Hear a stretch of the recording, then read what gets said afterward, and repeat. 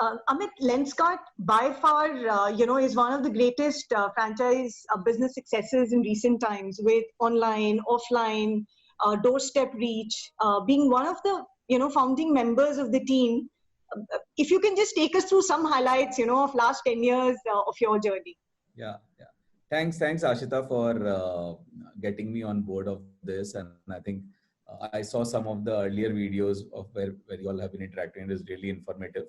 Uh, so Lenskart, started exactly 10 years back, uh, where we wanted to build a category which not everybody would touch, and where we can do a lot of integration backwards. So over the last 10 years, what we have achieved is a full stack business. And when I say full stack business, we do manufacturing, we do like the complete bit of manufacturing, we do it ourselves in house. We own the entire technology piece, we own the supply chain, we own the retail, whether it is online, offline, in home. So our entire stack is completely managed by us, and that is something probably what we have achieved better than focusing on one category, than focusing on many categories. And on a prima facie, in the last 10 years, of course, it happened in phases. When we started, we just were buying stuff from market, where we're doing some bit of integration inside the spectacles, and we were giving it to consumers. But all of these, what we are saying, was a backward integration from what customer wanted.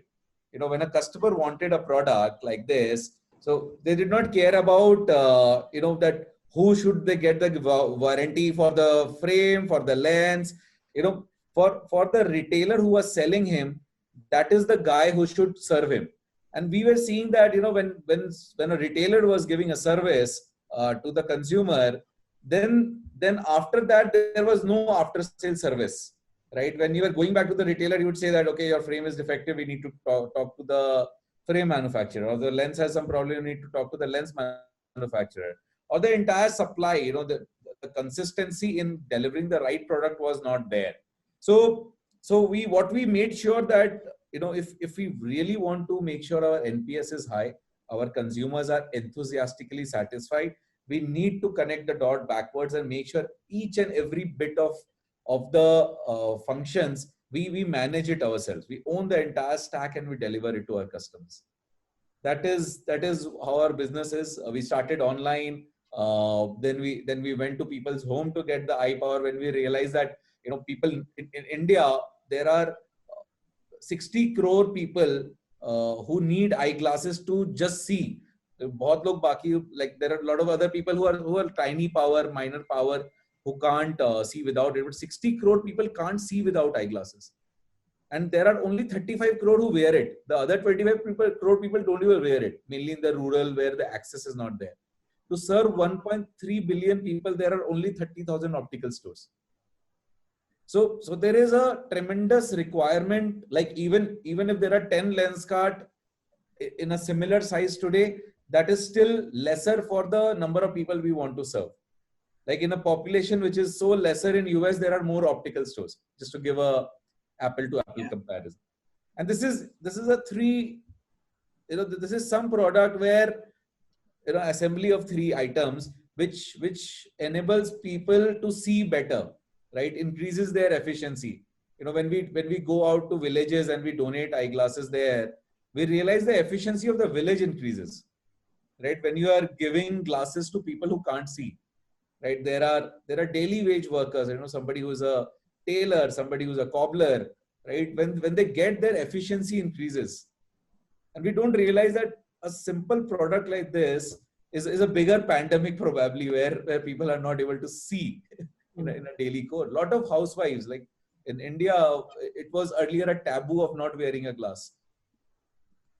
So this is what our 10 years journey has taught us, Ashita, Gaurav, that we have been focusing on a category. We want to make it big. We want to serve the country, get to every countryman who needs glasses, give them better service, give them an assurance that we are your loyal optical partners. Absolutely, and I should rather comment this. Very few startups would be like yours, because which have really not only understand the demand supply gap, but also I think being a very integrated operators, because I think a lot of times we do the consumer side, but we don't do the dirty job in terms of going backwardly creating that. And now all that what you thought would come into a big opportunity for you, because a large part of the optical world was dependent on one country, and you being an integrated operator, having your own manufacturing capability, build your integrated structure, would all come in so much of advantage and going forward. And I think I'm that's what I was rather mentioning to one of the other optical operators in the country, and says, for so long, for this country has been never realized that we also have the great manufacturing capability. We also can produce a great product. Why would we always dependent on one single country for the entire optical market? Correct. And another thing which we all really talk about, and it's starting from Reliance, who's the largest group in the country, which thought about retail, and everybody thought about this whole picture of saying, how do we service this demand which is there out there? But nobody is able to crack the formula. And I should give you the credit that you went out and revolutionized this whole chashma market.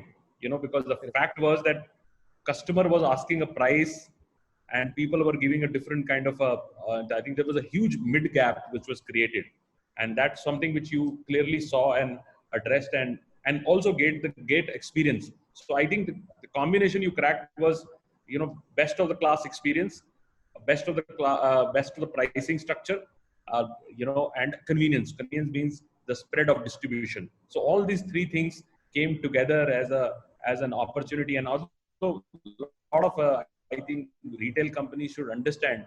So if you really want to really see a big success in your retail operations, unless you crack this formula of these three things together, you will never be able to do, or so to say, reach India kind of a opportunity. No, absolutely, you're bang on. And Gaurav, when we look back and we see that, like for the first 3-4 years of our existence, when we were also raising funds, and there was a huge ecosystem who was spending a lot of money on Facebook, Google, and all the other marketing platforms to gain consumers. What we realized that we need to strengthen our backbone, and that will only happen if we invest in the best of the tools and machineries to make sure that our consumers get the right product.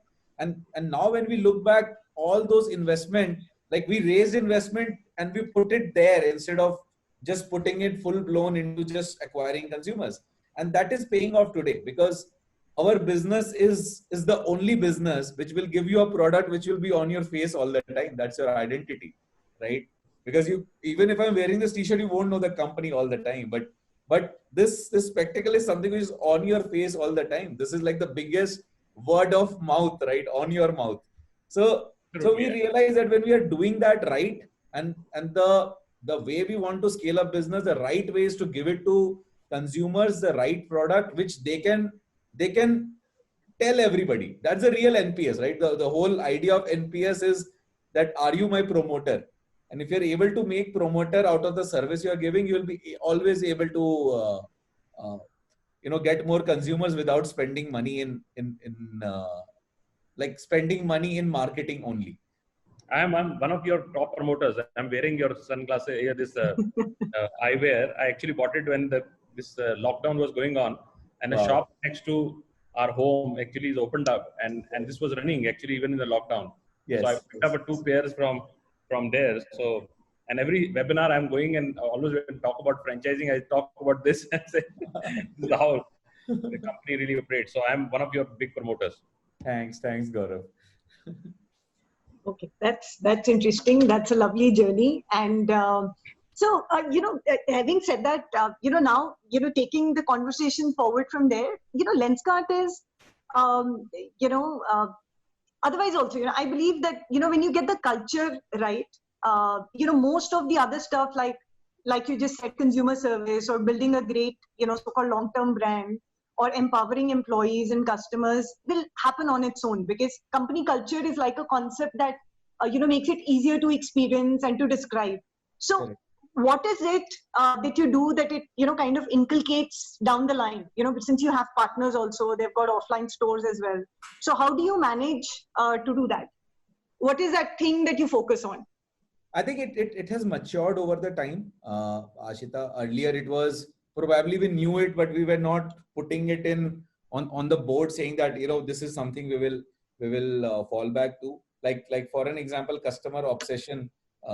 Why the word obsession is there is because people will say satisfaction or whatever, but we say obsession as a value of ours, and it is like everybody in the organization will speak the same language, because we know that if you're not, you know, obsessed about solving that problem, will not reach there, right? And that is a value which we as founders possess, and we want everybody to believe in that.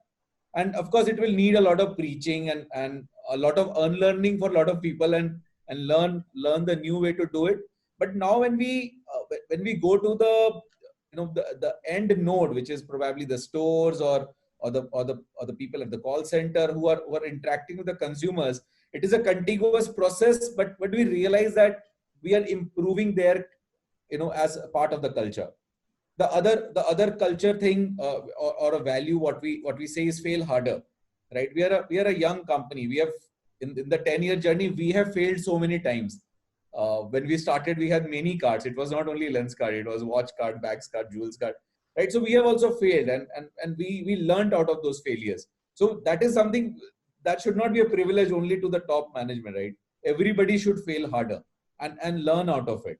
And that is something we really push our peoples to do, right? That if you are trying something, you're failing, you know, that's okay at our company. That's okay in our culture, right? The other value is like collaborative ownership. This is a project or a thing we want to implement, you know, and there are multiple departments involved. There has to be a collaborative ownership, and it is a value which we say that it is important for passing on this culture to our end node, and everybody should follow that. So we have developed all these values. We keep on preaching this to everybody who is associated with Lenskart, to even our vendors, to even our partners, right? That this is something we believe. Like for an example, if we have some raw material vendor where we know that this will impact my end consumer, and if he is not obsessed about the end consumer, he will not make sure that the entire supply chain will work right. So we'll only pass on that message. Even our communication will be only around that, you know, that you have to give me this because my customer will get impacted. So he will understand that a company works for the consumer. So we will focus that at least isko pehle mein de do, baki ka sambhal lunga kisi aur. So it is a nature, right, which we keep on passing. The communication has been always this. So people get amalgamated to that, and because we firmly believe in it, it's not something that we are, you know, taking a book and taking out leaves from it and writing it down.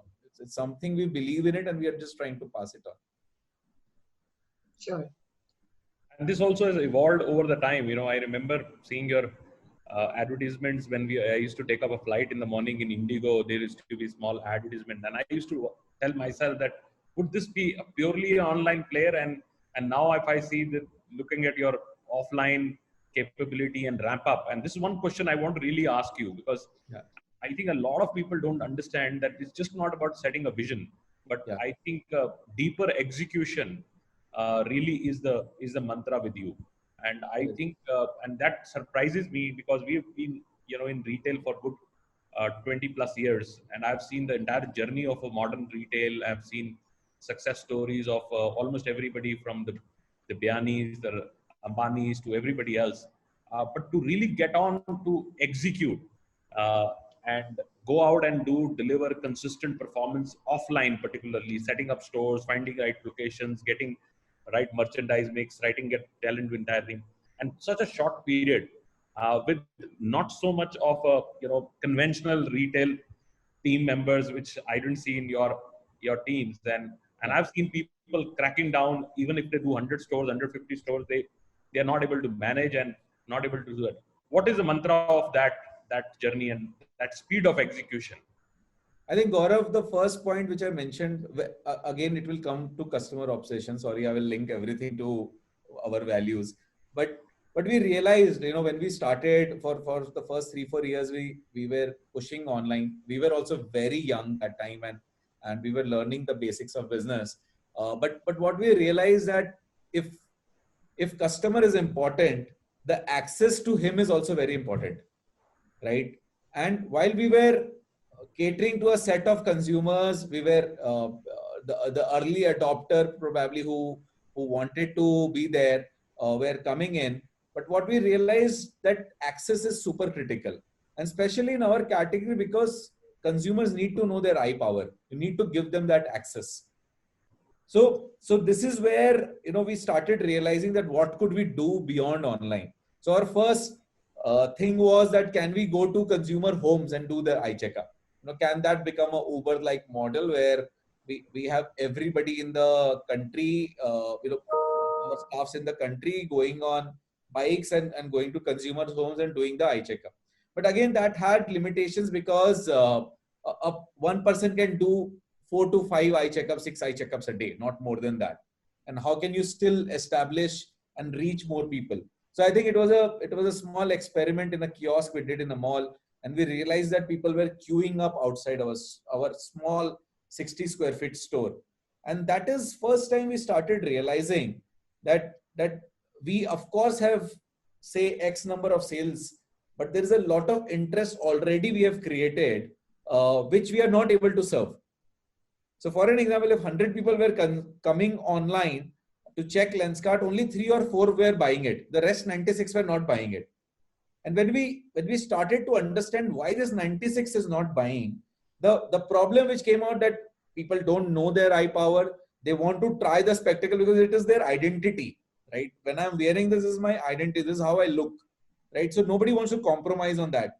When we started seeing all of these parameters and our obsession toward customers, we felt that giving access is a key.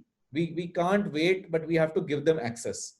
So we started with opening stores with franchisee, with company stores, irrespective of whether it is a franchisee or a company store.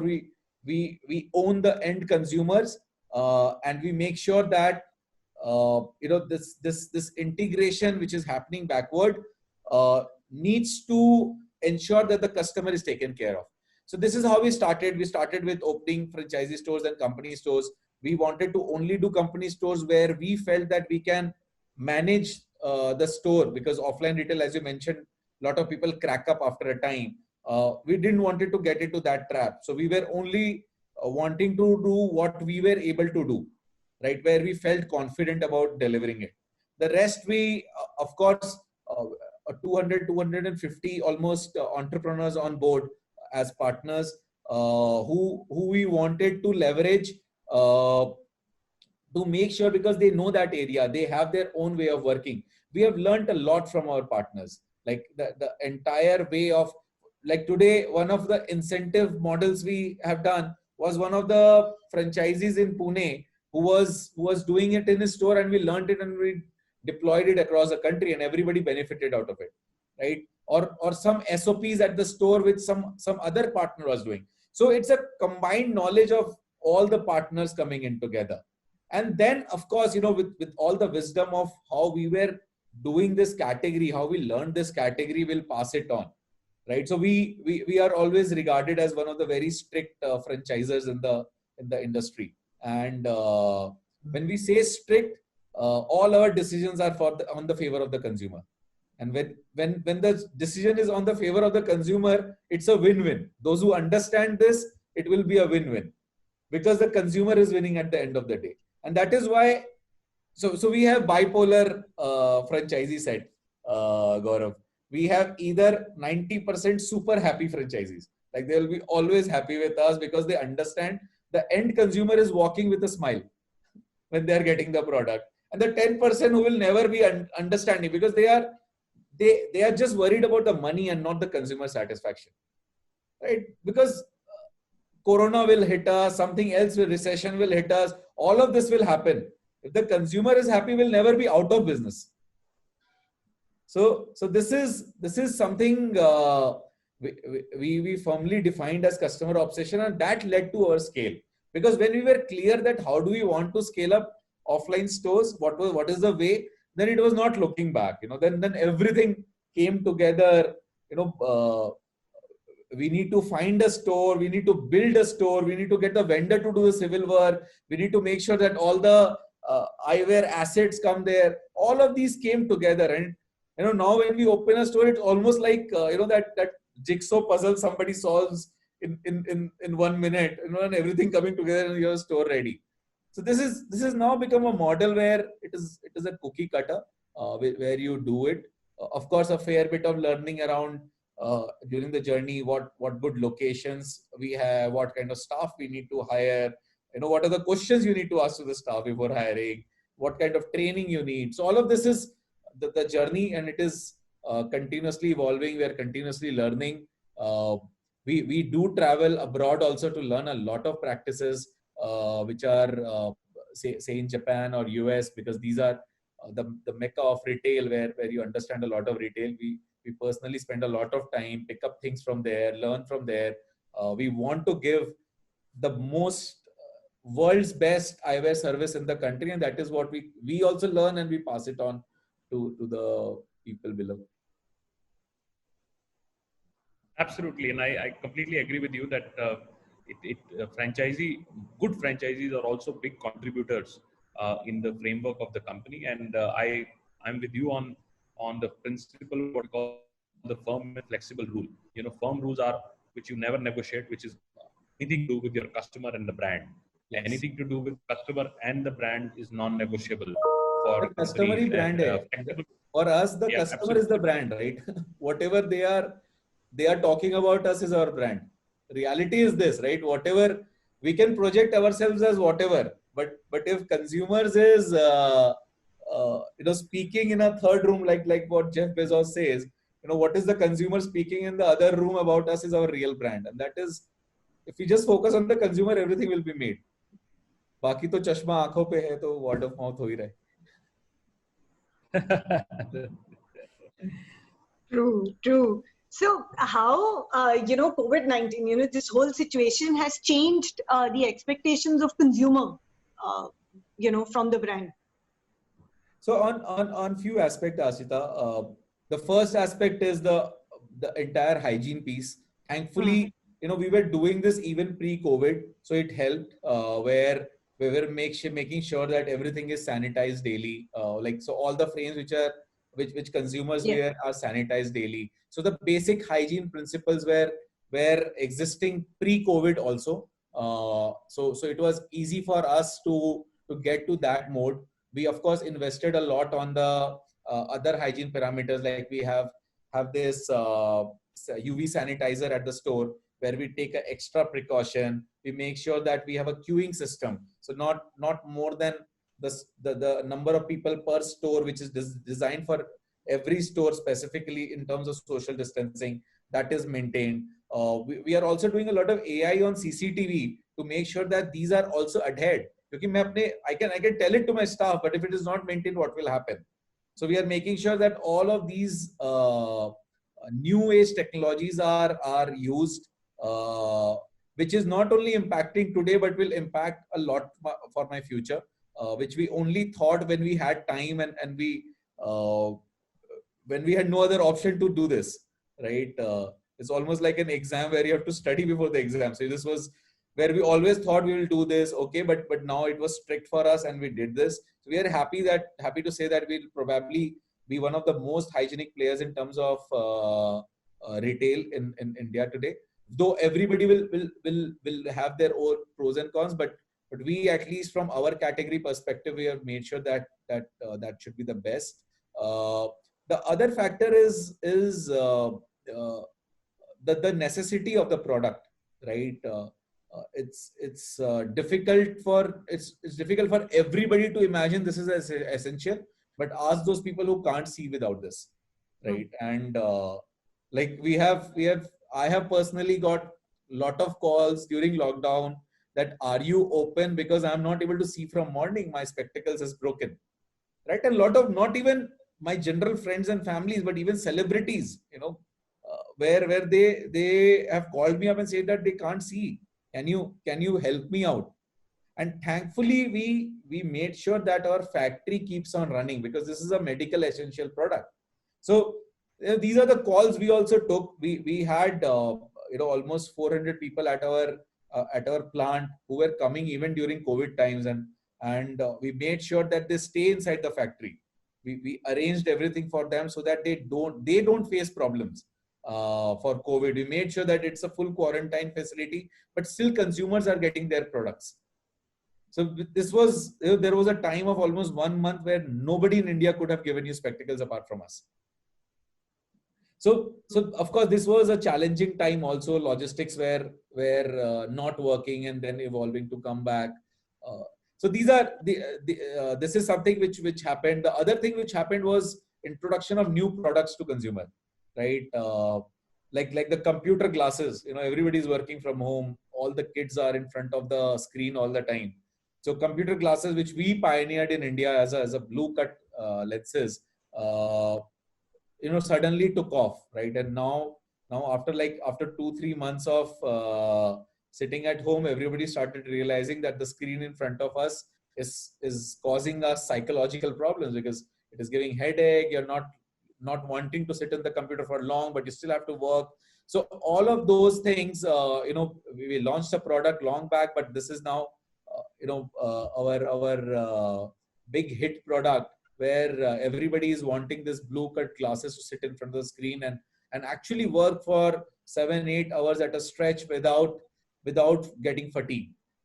And yeah, these are the stuff we have done.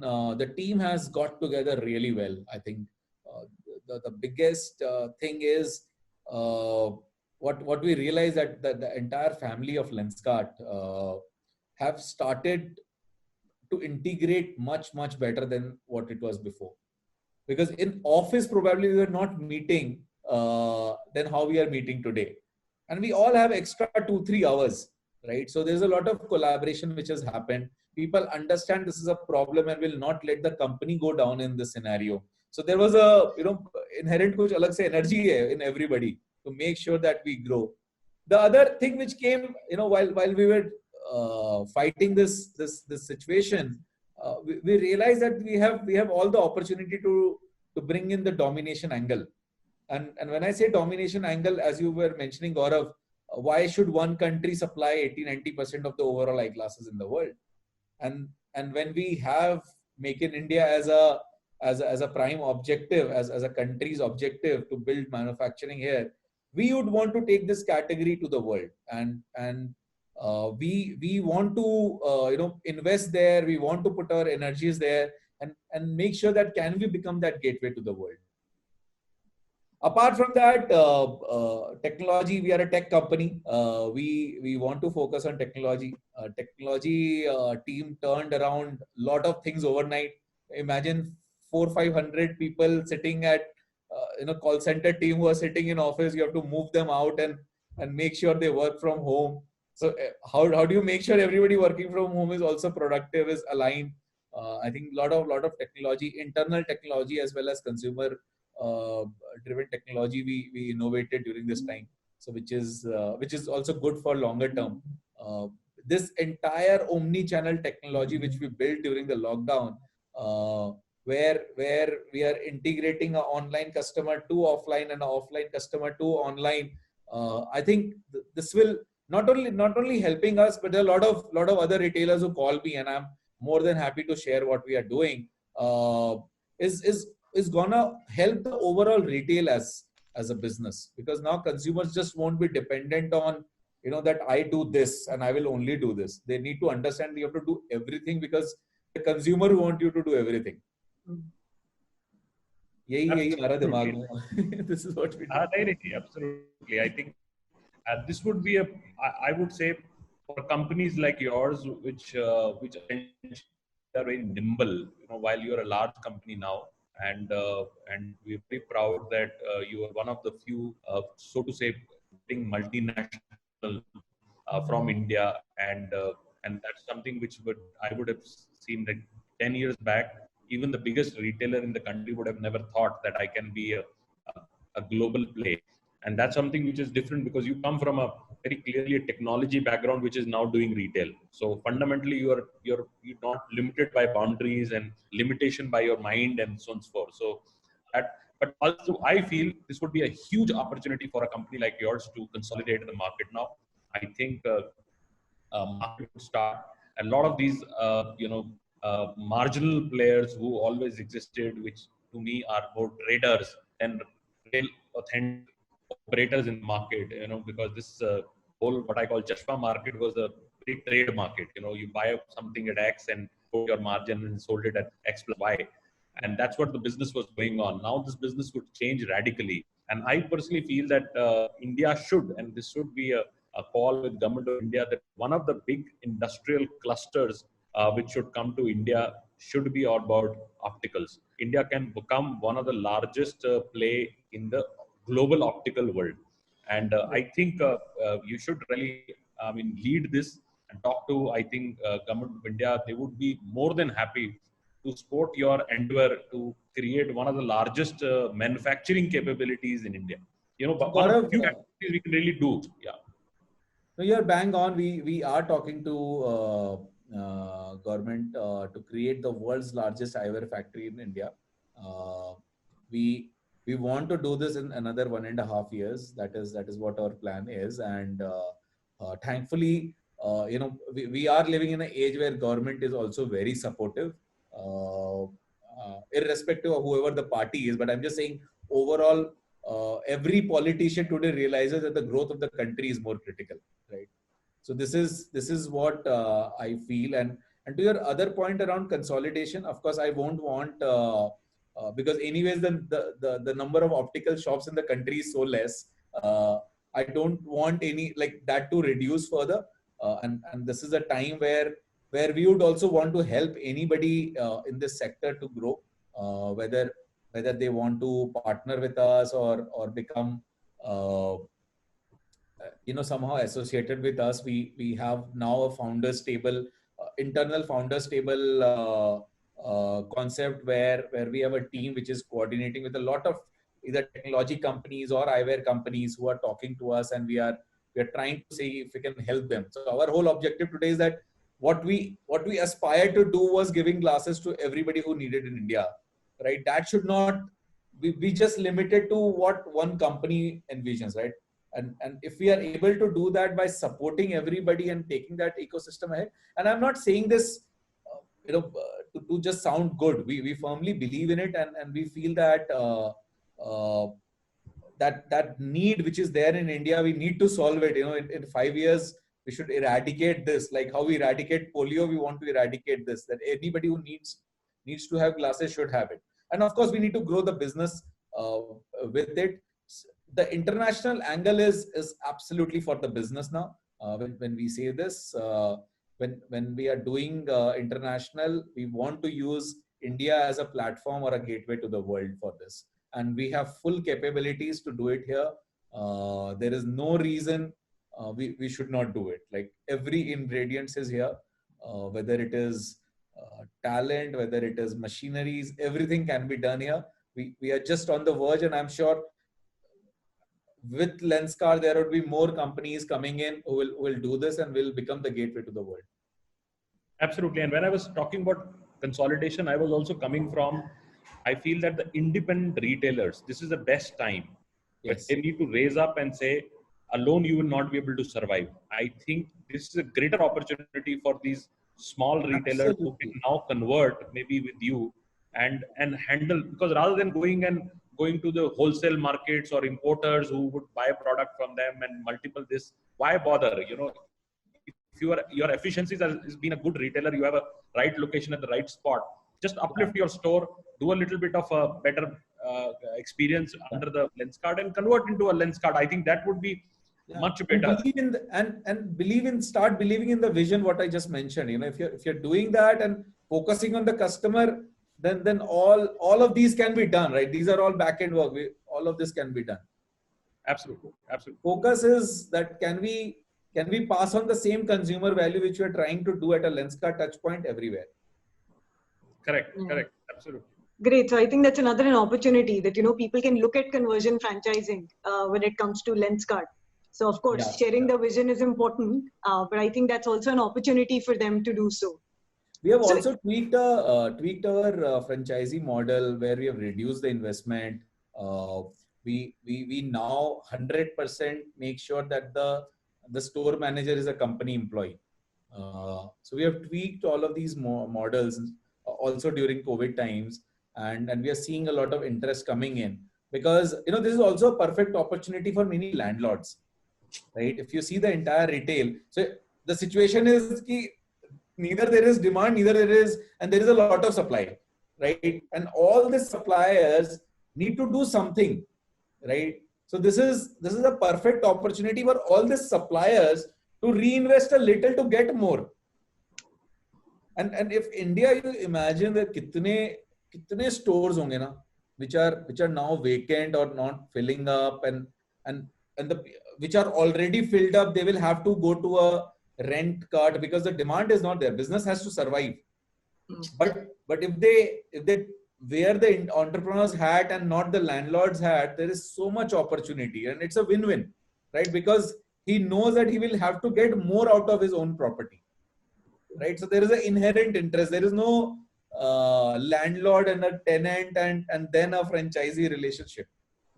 I think that is a huge opportunity, huge, where something which is vacant, you are investing a little to make sure you get more out of the same real estate, which is not vacant. And that is something which I personally feel in the next 2 years can change the scope of retail, where it will be a pure partnership instead of just people doing this for a like I used to do franchisee development myself, right? I used to talk to franchisee, and the first question used to be that ye hame bank se kitna zyada paise degi, right?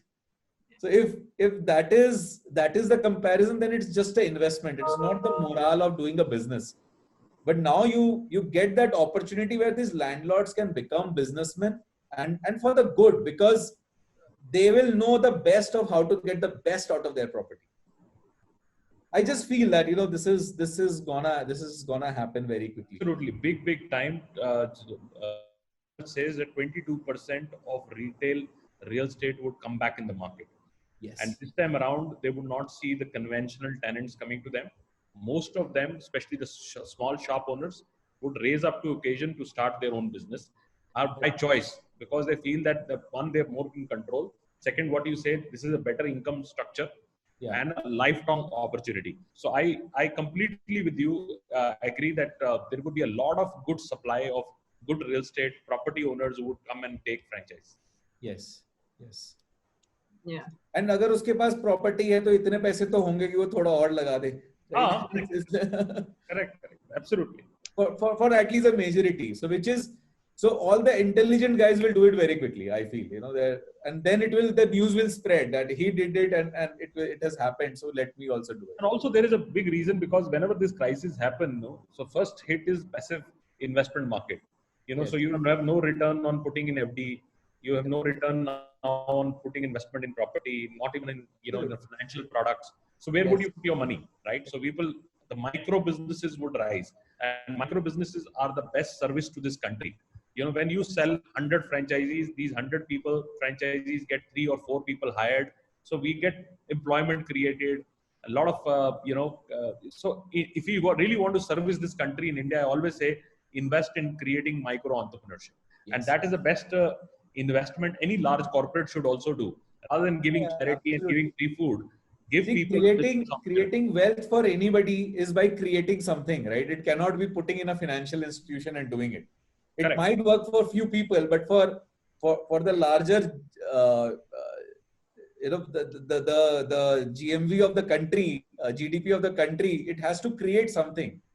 China did it by manufacturing, we did it by services, but we have to create something, and that is a perfect opportunity now in retail, where I would say the owners, the owners of the retail land needs to rise up and do it.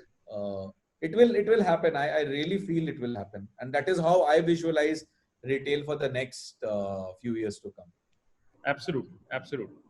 Yeah. So how do you, taking this a bit further, how do you manage geographies in it? I mean, do you give them any geographical rights, or how do you manage, No, we don't give. So we only give the option of second store when the NPS of the first store is good. So we are so customer obsessed that the franchisee has to win the second store. He just can't invest in it. He has to earn the second store. We are absolutely clear about this. So like one of the franchisees who has 7 stores has actually earned it. He's a ISB grad in Hyderabad who left his job and probably is a manager, is a CEO of all his 7-8 stores. And when you meet him, it's almost like he's the CEO of his business, running it really well, but he has earned it because he learned the art in the first store and then he earned it all the other stores. Because for us, investment is secondary. The value, whether he or she will be able to take the consumer value from us is the most critical thing. Yeah.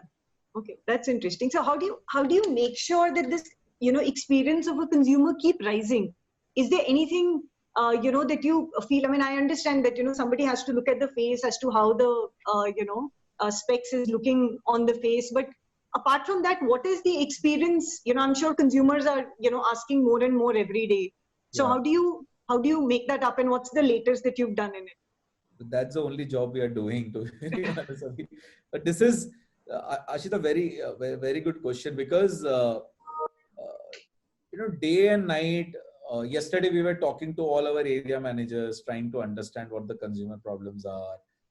This is more like building your body, where you have to do it continuously, and you will never be satisfied, right? I have never heard anybody who is on the peak of his bodybuilding saying that now I have achieved 100%, because there will be always something to achieve. So I would say we are still at a very early stage. There's a lot of work to do when we are thinking international. Whether doing it in international or getting the international quality to India, there is a long way to go right now. And plus, continuous improvement. Not let focus get out of this. Not let any investment, or I get a lot of congratulations when we raise funds. We imagine there is a lot of loan now, right, which we have to deliver it back. But don't let any of this get through your head, and only focus on consumer is what we at the current age we only believe this. Yahi karna hai, this is what we want to do. And also, Amit, one thing which is becoming very unique in the optical space, which I want to really touch upon with you, is that it was a very flat product, very necessity-based product, and it's now marrying with fast fashion. So on one side, people do it because they want to look good and they want to change. There's a lot of styling, like fast fashion, like Zara would do, that you have every day a new design. And second side is very staple and very classic in nature in terms of your utility. How do you marry both? And when you run a retail business, online is still fine. You can change faster. When you run retail, how do you really create and change that experience of fast fashion in these businesses? Because I have particularly been going to your stores and I see your styles change very fast. And how do you bring predictability to your fashion quotient in this business? So the first point, Gaurav, is we run our stores a little different. All the pieces which you see in the store are just display pieces. We don't give that particular piece to you. So and we keep all the other all the inventory in our back-end warehouse to make sure we process them and you get the fresh piece. But how we do this is of course through a lot of technology. So for us, every piece is a unique barcode which is sitting on a particular place, and we keep on measuring what is the customer which is liking there. So I don't know, when you enter a Lenskart store, you will see somebody asking for your phone number, right? Correct. And most people would understand that they are asking for the phone number to probably see what is the conversion ratio, right? So for an example, our conversion ratio is 25%, right? So which means if 100% people walked in, 25 bought and 75 did not buy. For us, that 75 and getting the knowledge from that 75 is so critical that for an example, if 80 people are saying that they did not like the frames, which means that we really need to work on the merchandising there. And this is a continuous feedback system. We take it from the consumer. The other thing what we do very interestingly, because we are an omni-channel business, is see our online pattern of that particular geography. So if it is Chennai versus Bombay, we know what are people browsing, what are people buying in a particular geography. And we use those trend marks to implement in our offline stores. So both opening the store and what the merchandising in the store, both are using a macro factor of online, which we have the data of already. There's a lot of users. There are almost like 1 million users coming onto our platform to understand and browse and see what is the fashion. So we know what people are trending to in what geography and use that same knowledge and pass it to our store. Very interesting. And this would be a very big highlight, I would say, which independent retailers would never be able to do that, because I feel that this business is becoming more and more complex. No, independent retailer, the biggest problem with them is the inventory. So for an example, if you have the stock already lying with you, you won't, like, unless you sell this, you'll not buy more. For us, it is just the display inventory. We don't even keep extra stock there. Correct. And predictability has become a very big business intelligence, and predictability would drive the business now going forward. And I feel that the biggest problem in watch and eyewear business was 15 to 20% of very slow moving stocks. And that becomes piles of inventory. If conventional retailers have big problem of this. And we have zero stock at the store. We have no. So when you have no inventory, what could be a dead inventory? Correct. So that's a big advantage, and I think that's where a real value lies in your business model, and that's where I like the innovation, because otherwise it was very, very difficult, and the turnaround times are faster. I can give you example in your store, which I bought in the lockdown. I ordered 2 pairs, and he told me that 7-day delivery, and one I got in the next day morning. Yeah. And the second one came about 3 days from there, but the one I really got the next day morning itself. Yeah. So it is the reason we even break the order is because we need to ensure that, because every spectacles can have a different manufacturing cycle, because we are manufacturing after you have placed the order, right? So your 2 different spectacles can have different manufacturing timing, but we don't wait for clubbing it. We make sure that whatever is built first sent it to the consumer. Which is I think good. that has also come from the customer obsession. When we read the customer comments, we read the customer comments 2 years back, and it was one of the feedback that when you have made one, at least give me, because I'm not able to see without a spectacle. At least you'll give me something to see. That is how we realize that this is solving a big pain for the consumer. So at least ship out whatever you have ready. Absolutely. It was a very good surprise to me, because they were committing 1 week and then delivering next day morning. It was genuinely a real customer delight, and that's where the loyalty really stays in. And while people are very functionally loyal today, I mean they move very fast, but by the time you continue to give them and surprise them and keep them excited, they would stick around with you. Yes. Over to you, Ashita, for a few of your questions. Yeah, so a couple of things, because we have a lot of community, from franchising side also. So a couple of quick questions for that. So are you looking for expansions now, since having said that you've got 600 stores? Absolutely. And in case yes, any peculiar areas? No, everywhere in India, we want to reach 5,000 stores in 5 to 6 years. I keep on saying this wherever I go, but to achieve this, we have to go to every corner of the country.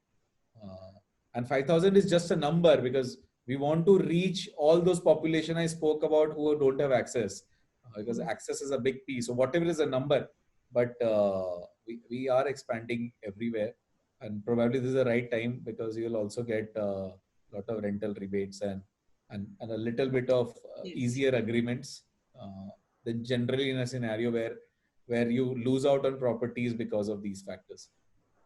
Yeah, that's right. No, I think there's a lot of correction also will happen, and a lot of willingness of people to get into businesses will happen. So it would, kind of ease out the things better, and expansion can happen from both sides. Willingness. And it is a win-win, right?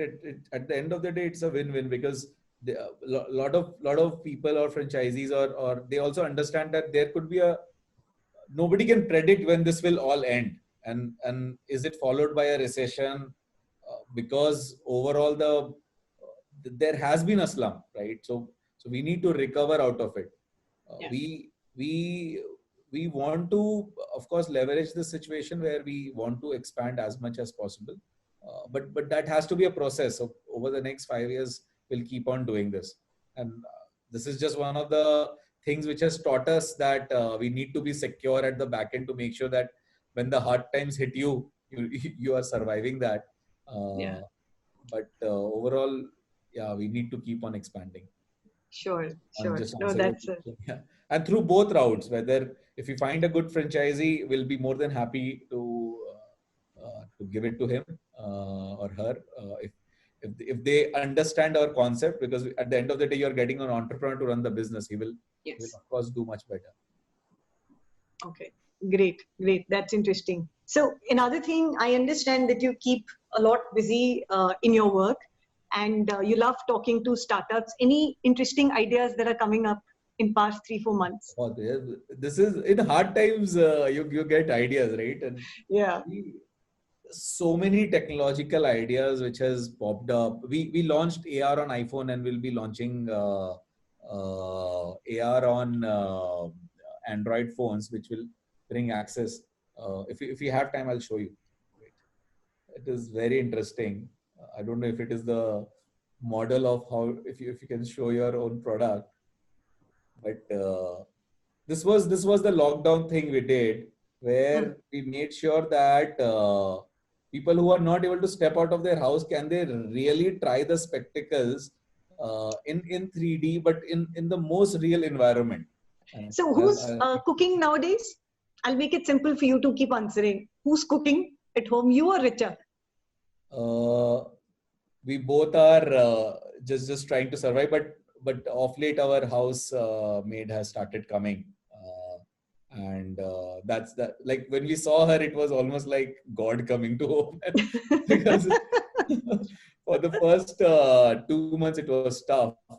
You get into those phases where you are excited to do cooking, and then you don't want to cook, and then you have a lot of Maggies available. but yeah, I think it was a good time. The good time because both me and Richa probably got the most amount of time to stay together and without travel and all of that. Yeah. I think this was the very good. Oh, it would have happened after like a decade now. Yeah, after a decade, absolutely. We know each other for a decade, but this is the first time where we are able to spend so much time together. Yeah. It's a forced vacation at home. Yeah. For the good. I think that was the good part. Yeah. I think that would have been interesting. And how are you coping up with your travel thing? I mean, if I may use a word, obsessed. I mean, you like traveling outside, and you were practically out the whole time. So how are you managing that? You're looking at Russia virtually now, or? Yeah, looking at old photographs for sure, but Ashita, it is tough. On that aspect, it was tough. I went through ups and downs during this thing, but now I think we get used to it. Every human get used to it, so we are pretty much used to it. I was not able to work from home, so I took a small office space nearby home, so that I have a routine of doing exercise, getting ready, and going to the workplace. At least I'm managing that routine. I'm all alone in this small room, but at least I'm out of home. Yeah. So that is what I've been doing. But I won't advise this to everyone if they don't feel safe. I'm just trying to do it in a very safe manner, but not for everybody to practice. I'll quickly join the Zoom. Wait. If you see, I'm not wearing it, but this was the technology thing. Oh, that's cool. That's cool. So now you can actually try the spectacle on your face without visiting a store if you want to see the looks. That is what people wanted to see, right? मैं कैसा दिखता हूँ. Right. So and an absolute real background that you are in. Yes. It's not, yeah. This is a very new age augmented reality technology where we want to just make you feel like that you're wearing it. True. So Ashita, your new sets of glasses which you wanted to choose, you need to try on this. It's much easier now. Oh yes, you've just owned a customer. Yes. Well, that's interesting. That's very interesting. Yeah. Sorry No, for I think taking. that's a very interesting Sorry for thing. And doing my plug in your webinar, but no, it was really interesting. I mean, I think that's a good innovation which will help people. People like me who've not been trying it, but now, of course, it's because it's easier. Then it's easier to done. Yeah, but I think it was lovely in talking to you, COVID Amit. में हो पाया है. So you think about all this, but during COVID you get time to actually implement it. That's right. That's right. Yeah, true. So I think it was lovely, Amit. It was lovely catching up with you after so long, and I'm really happy to see you reduced, much fitter, healthier. So I think that's a very interesting thing, and I loved talking to you. I'm sure all our delegates and Facebook viewers will also love talking. And thank you so much for taking Thank, out time for us.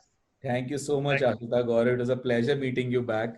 Gaurav, I think last we met at Singapore, just before lockdown, right? Just before lockdown. Just before lockdown. And we were discussing कि Corona से India का क्या होगा, and Correct.